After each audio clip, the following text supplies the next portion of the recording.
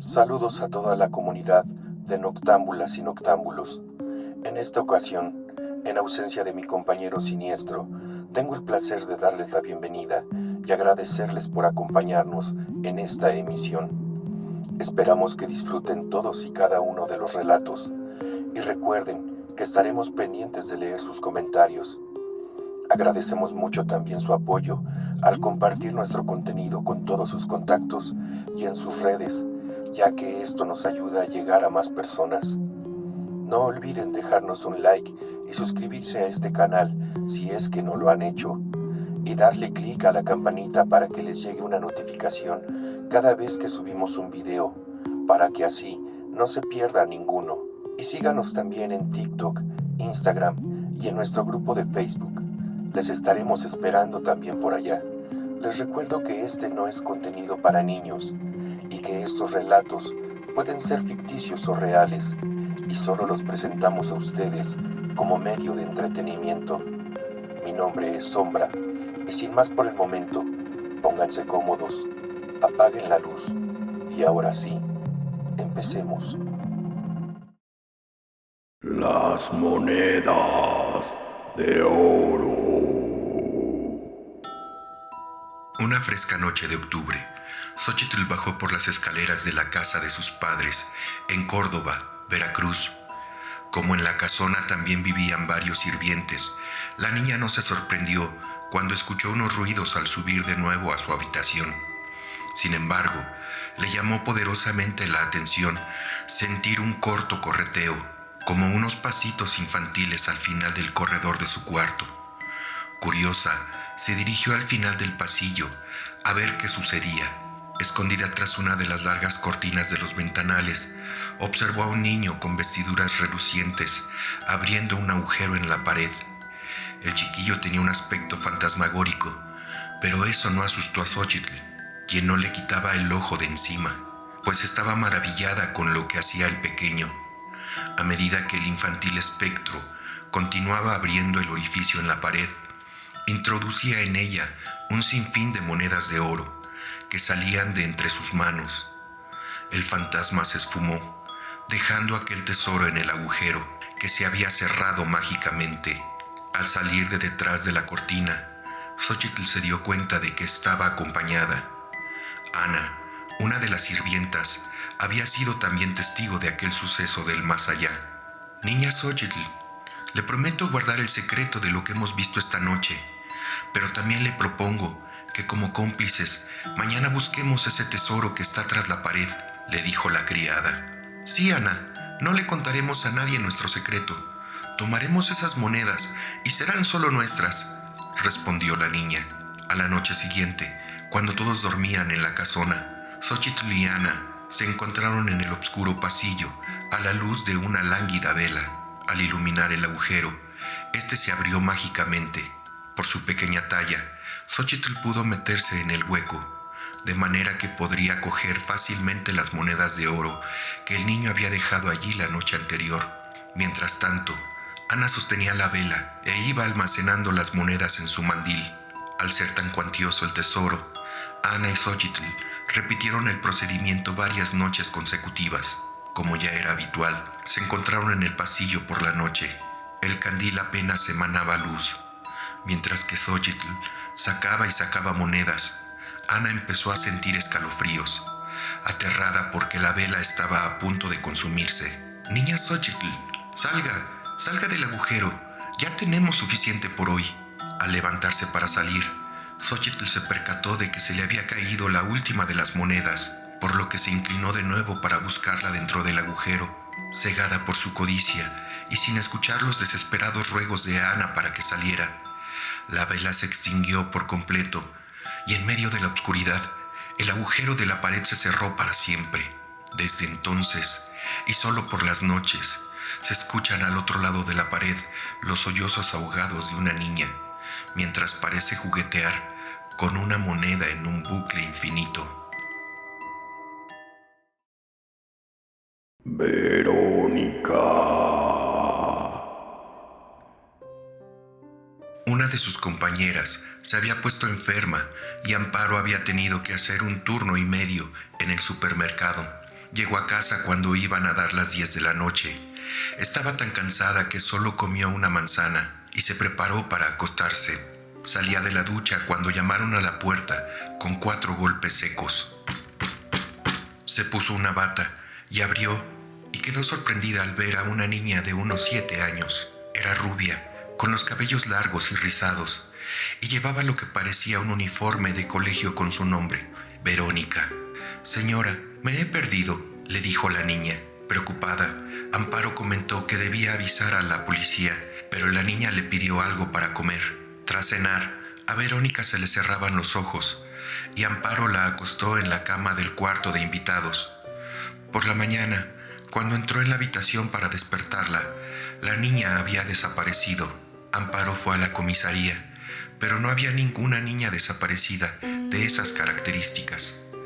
Entonces, recordando el uniforme que vestía Verónica, pensó en que podía ser el que utilizaban en el hospicio para niños huérfanos, y así fue a hablar con la madre superiora, quien le informó: «Tuvimos una niña llamada Verónica, pero hace 2 años que murió», dijo Sor Piedad, mostrándole una foto. Era ella, tal como la había visto. Esa noche, Amparo volvió a oír los 4 golpes en su puerta. La niña de nuevo le pidió comida y la mujer se la sirvió. Después quiso acostarse y durante la noche Amparo entró en la habitación y al tocar la sábana, el cuerpo de Verónica se desvaneció. Solo quedó una hoja de papel con un mensaje escrito con letra infantil: «Gracias por la comida y por cuidarme. Ahora tengo que irme para llevarme a las personas que no quisieron ayudarme».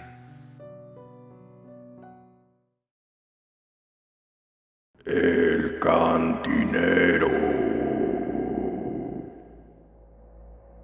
Francisco era un joven piloto destacado en la base aérea de Albacete.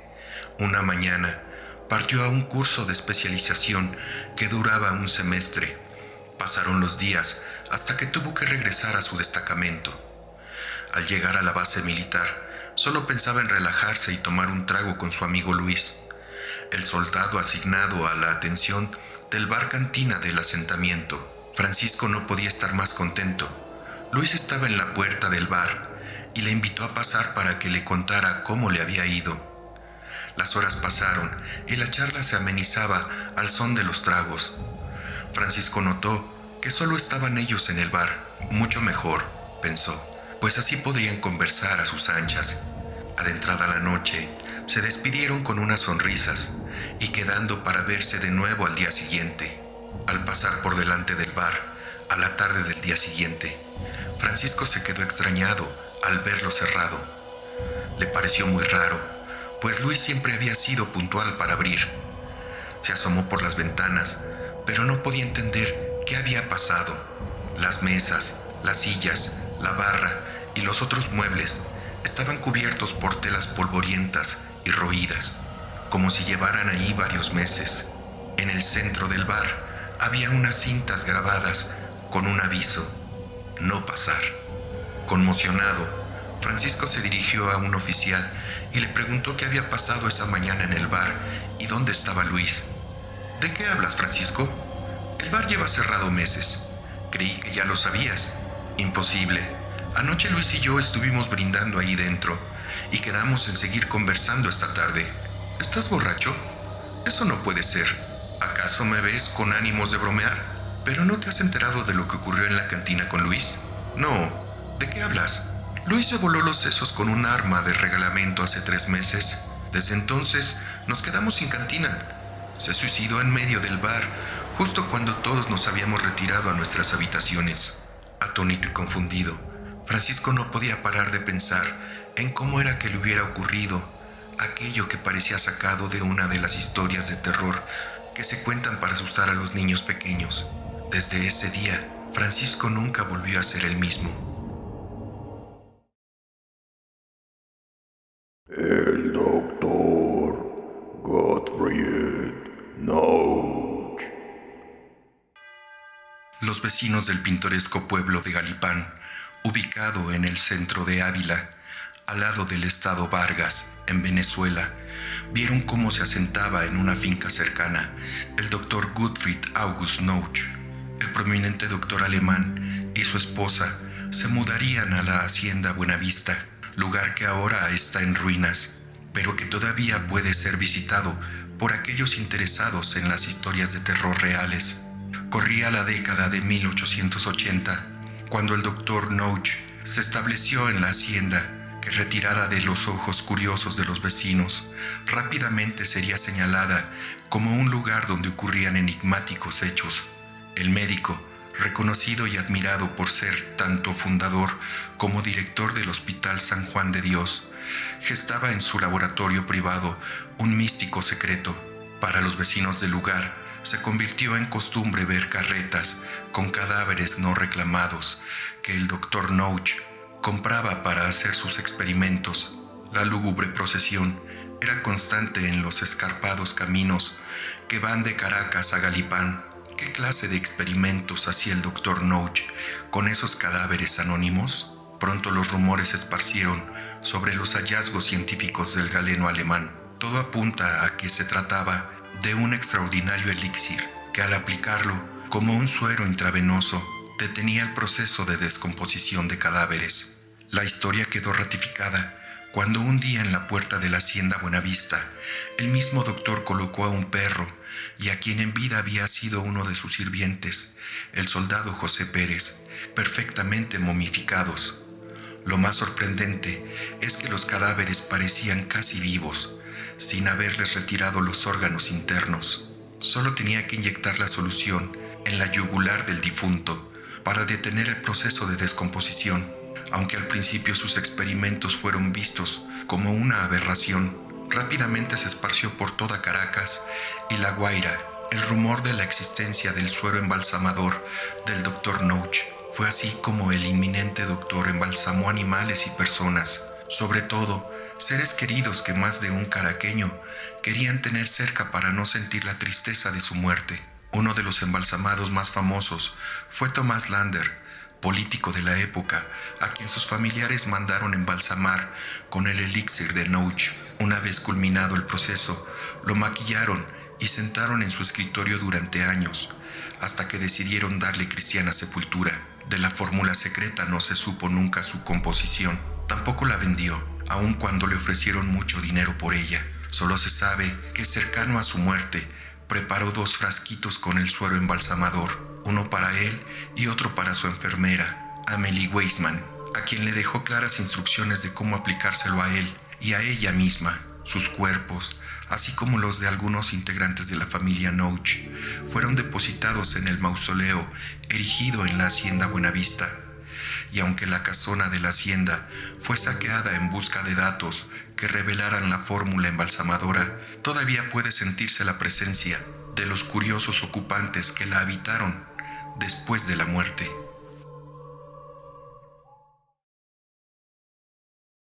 La campanada.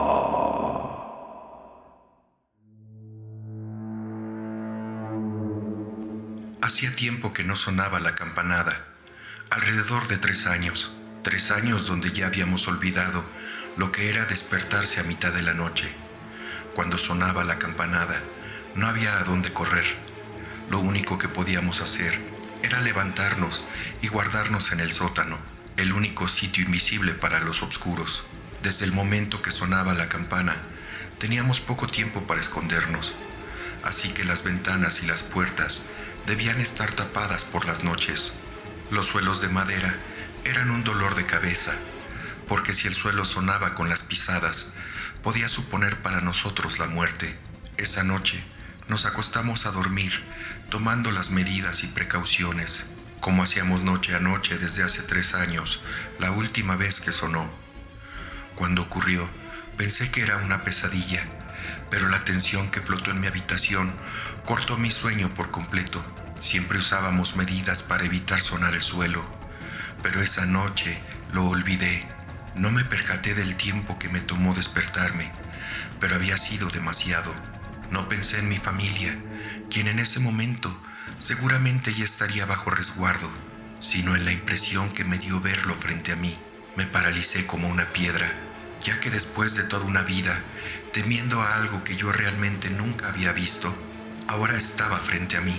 En ese momento, solo pude imaginar todas las veces que dudé, pero en ese segundo, todo se había convertido en realidad en mi cabeza. De su boca desencajada, caían gotas de baba, como un animal que tiene semanas sin comer. Pero lo que más llamó mi atención fue el ruido que emitían sus articulaciones de insecto cada vez que se movía. En mi paralización, mis piernas temblaron y mi tobillo cedió a la tensión. En cuestión de segundos, dejé de sentir mi pierna, que ahora estaba a 2 metros de mi cuerpo, en la boca del oscuro. Tuve suerte que tomara mi pierna y no mi cabeza, quizá porque me desmayé al ver el panorama que me rodeaba, o porque el ruido de la casa vecina sonó más duro que mi caída al lado del sofá. Esa noche yo perdí mi pierna, pero el vecino perdió la vida.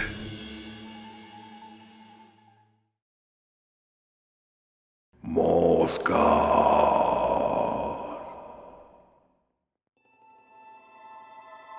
Una mañana, al asomarme a la ventana, me sorprendió ver que un enjambre de insectos tapaba por completo la planta que recién había sembrado la semana anterior. Lo primero que pensé fue en una plaga en mi jardín, pero las plagas de moscas no se comían plantas, al menos que yo supiera. Espanté a los insectos mientras arrancaba lo que quedaba de arbusto, pero en el momento no me imaginé que sería el peor error de mi vida. A la madrugada del día siguiente, me desperté en medio de la noche con un zumbido de moscas sobrevolando mi oído. No podía explicarme cómo una mosca había entrado a mi habitación durante la madrugada, pero no era solo una mosca, sino que al abrir los ojos, mi cama estaba completamente tapada con un manto de pequeños animales negros, que en efecto eran moscas. Tardé unos segundos en darme cuenta de lo que estaba ocurriendo, y sin pensarlo, un vómito impulsivo salió de mi cuerpo sin avisar.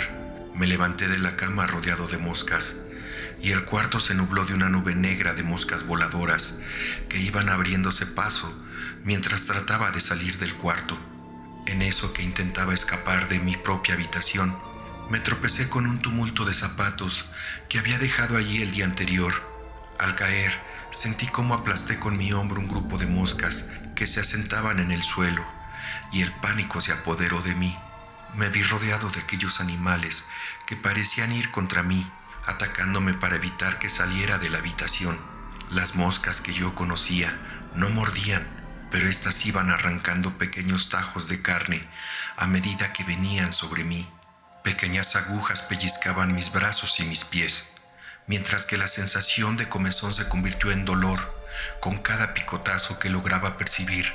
Aquellas picadas envenenadas con un fluido maligno comenzaron a nublar mi mente. Antes de perder el conocimiento, vislumbré cómo de mi propio cuerpo comenzaron a salir unas formaciones amorfas, parecidas a alas, y poco a poco dejé de pensar en mí mismo.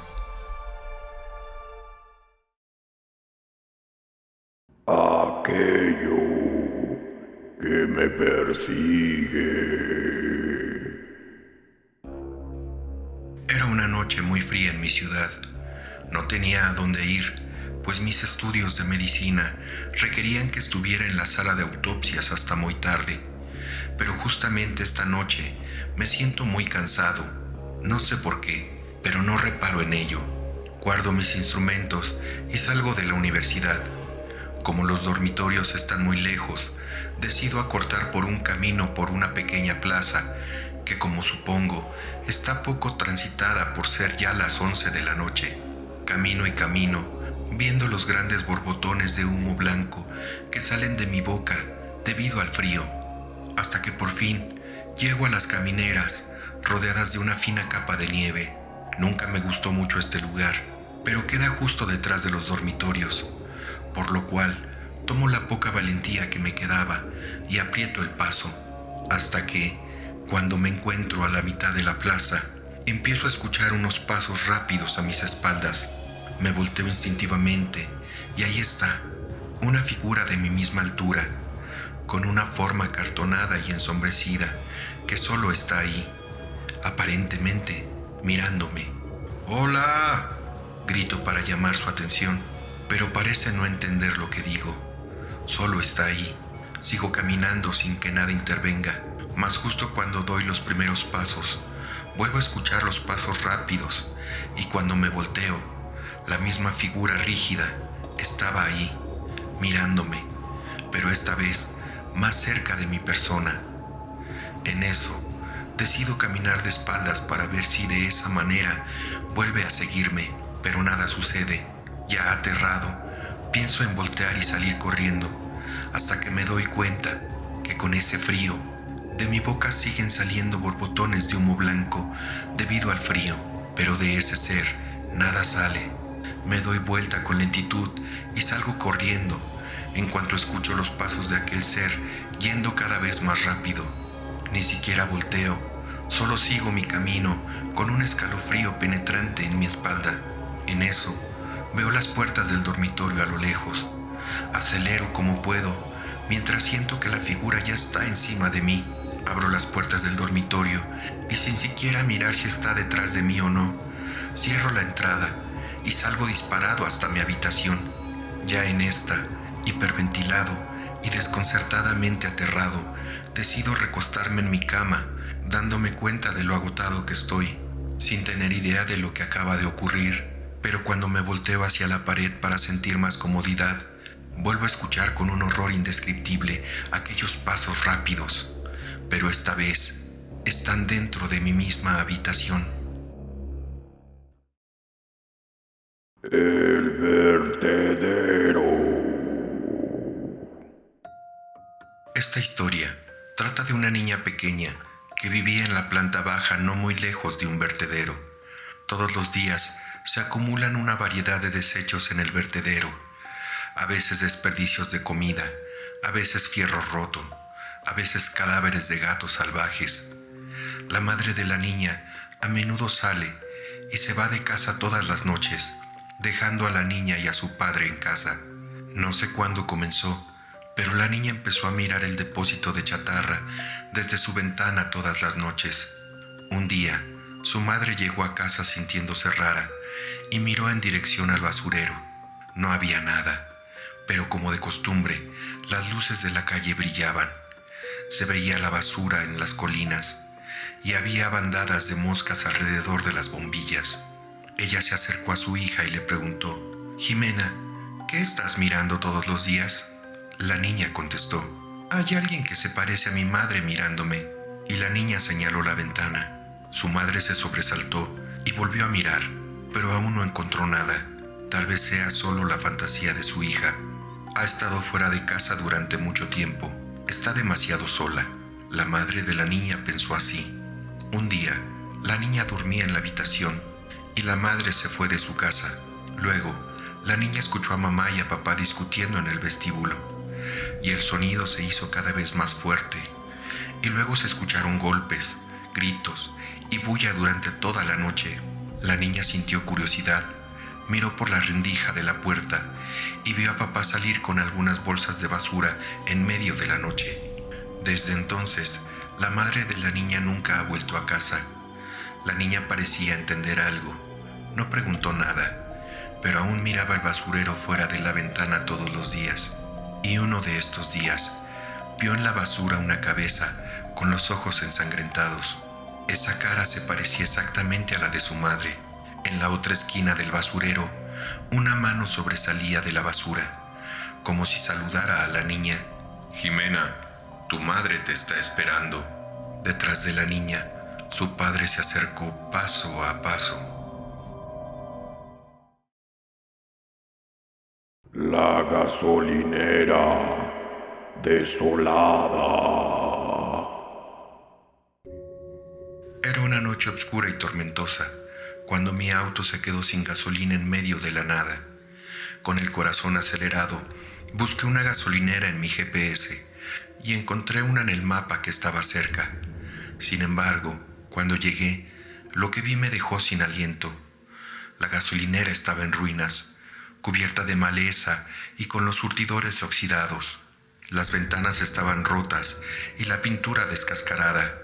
Aunque me sentí incómodo, no tenía otra opción, así que decidí echar un vistazo. Mientras llenaba el tanque, una sensación de inquietud me invadió. El aire estaba cargado y el lugar parecía estar envuelto en una obscuridad sobrenatural. No había ningún alma en kilómetros a la redonda, pero comencé a escuchar ruidos siniestros, pasos que crujían en la hierba, risas susurrantes que parecían venir de ninguna parte. Inquieto, miré hacia la tienda de conveniencia y ahí la vi, una figura pálida y demacrada, con ojos que brillaban en la oscuridad. Tenía una sonrisa retorcida en su rostro y su presencia era aterradora. Intenté ignorarla y apresuré el llenado del tanque, pero los ruidos se volvieron más intensos. Los surtidores comenzaron a gotear un líquido oscuro y viscoso en lugar de gasolina. Me di cuenta de que algo estaba muy mal y que debía irme de allí lo antes posible. Cuando me dirigí a mi auto, la figura se materializó frente a mí. Me miraba fijamente con sus ojos brillantes y su sonrisa siniestra. Intenté hablar, pero mi voz se atascó en mi garganta. La figura comenzó a reír, con una risa escalofriante que resonaba en mis oídos. Me sentí paralizado, incapaz de moverme. La figura se acercó lentamente. Cada paso suyo resonaba en la noche. Fue entonces cuando noté algo aún más espeluznante. En la ventana de la tienda de conveniencia se reflejaba mi propia imagen, pero distorsionada y retorcida. Mi corazón se aceleró aún más y supe que estaba atrapado en una pesadilla aterradora. Con un esfuerzo sobrehumano, logré liberarme de la parálisis y corrí hacia mi auto. Lo encendí a toda prisa y salí disparado de la gasolinera desolada, con la risa de esa figura demoníaca persiguiéndome en la oscuridad. Desde entonces, nunca he podido olvidar aquel encuentro en la gasolinera abandonada. Me pregunto qué fue de aquella figura y qué oscuro secreto guarda aquel lugar. Ahora, siempre evito las gasolineras desiertas en la noche y cada vez que paso por una, siento un escalofrío recorriendo mi espalda, recordándome la pesadilla que viví ahí. La lápida. Me sentí como transportado por una fuerza desconocida que movió mis pasos esa noche. No recuerdo cómo ni por qué me desperté de mi cama y de mi sueño. No recuerdo cuándo me vestí y cuándo salí de casa, en el frío de la oscuridad. No recuerdo por qué recorrí el estrecho camino que conducía al cementerio, ni por qué deambulé como una sombra inquieta entre las silenciosas lápidas que se elevan hacia el oscuro cielo, como dientes que brotan de un cadáver insepulto. Pero ahí estaba yo, solo, estaba en el cementerio, estaba en el silencio de esa noche de invierno, buscando algo que no conocía, impulsado por esa fuerza que me había tomado y me manejaba como una marioneta. Así que busqué, no sé qué, pero busqué entre las lápidas como un ladrón sin nombre a la casa de su botín. A mi alrededor solo estaba la espesa oscuridad de la luna nueva, estaba la quietud de aquel lugar de muerte. Había miles de estrellas que guiñaban el ojo sin darme calor. Y finalmente me detuve. Me quedé helado frente a una lápida recién puesta sobre la tierra suelta, con las flores aún no marchitas, dejadas como último regalo. No reconocí esa lápida, ni esas flores, ni el funeral, nada, hasta que leí el nombre. Ese nombre tan conocido, ese nombre grabado en la fría piedra, y entonces corrí lejos de ese cementerio, lejos en la noche y en la niebla que me envolvía, porque no podía aceptar esa muerte repentina, esa vida tan prematuramente rota, ese cuerpo joven ahora enterrado. Huí hacia la noche, perseguido por la locura que se introducía en mi mente, que minaba mis pensamientos, pero no pude escapar de ese nombre, de esa terrible revelación que ahora aniquilaba todas mis esperanzas, todo mi futuro. ¿Por qué lo leí en esa gélida oscuridad, en esa vil piedra? Ese nombre era mi nombre.